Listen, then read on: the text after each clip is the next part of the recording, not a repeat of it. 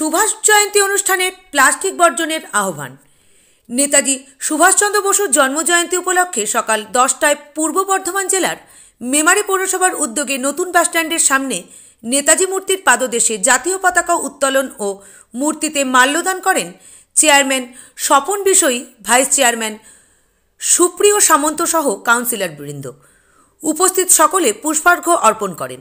তারপর শিশুদের অঙ্কন প্রতিযোগিতা করা হয় ও প্রতিযোগিতা শেষে 3টি বিভাগে প্রথম, দ্বিতীয় ও তৃতীয় স্থানাধিকারীদের পুরস্কৃত করা হবে বলে জানান চেয়ারম্যান স্বপন বিষয়ী।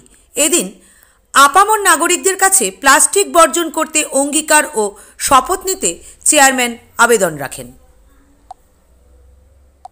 পৌরসভার নতুন বাস স্ট্যান্ডে নেতাজি মূর্তির অবক্ষয় মূর্তিতে মাল্যদান এবং তাকে কেন্দ্র করে ছোটদের বসে আঁকো প্রতিযোগিতা আমাদের শুরু হয়েছে 10টার সময়।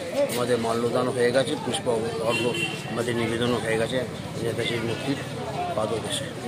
এখানে কি বিশেষ কোনো বিষয়ের ওপর অঙ্কন প্রতিযোগিতা না যেমন খুশি আঁকো? না, আমাদের রং ভরো আছে আপ টু 5 পর্যন্ত, সে সমস্ত 5 পর্যন্ত রং ভরো আছে। আমাদের এখানে ন্যাশনাল ফ্ল্যাগ দেওয়া হয়েছে, সেটা রং ভরো করা আছে। আর 5-এর পর আপ টু 10 পর্যন্ত আছে যেমন খুশি।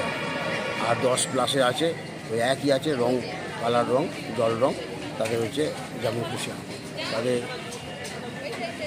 5 পর্যন্ত হচ্ছে 1 ঘন্টা, 10 পর্যন্ত হচ্ছে 1 ঘন্টা, আর 10-এর প্লাস হচ্ছে 1.5 ঘন্টার সময় আমরা নির্ধারণ করেছি। আজকেই পুরস্কার বিতরণ এই 12টার মধ্যে আমরা করতে পারবো বলে আমরা আশা করছি। আজকের দিনে পৌর নাগরিকদের জন্য কি বলবেন? পৌর নাগরিকদের জন্য বক্তব্য, নেতাজির যে লক্ষ্য ছিল ভারতবর্ষকে স্বাধীন করা, অর্থাৎ তার যে ডিটারমিনেশন, তার যে লক্ষ্য, তার যে একাগ্রতা, সেই একাগ্রতাতে আমরা সকলে, শুধু পৌর কতগুলো প্রতিনিধি নয়, আমরা প্রত্যেকটি নাগরিকগণ আমরা সেই একাগ্রতার সঙ্গে মেমারি পৌরসভা এবং মেমারি পরিষ্কার পরিচ্ছন্নতাকে এগিয়ে আসবো, এটাই আমি সকলের কাছে অনুরোধ করছি। নাম পরিচয়? স্বপন বসু, পৌর প্রধান, মেমারি পৌরসভা। ধন্যবাদ।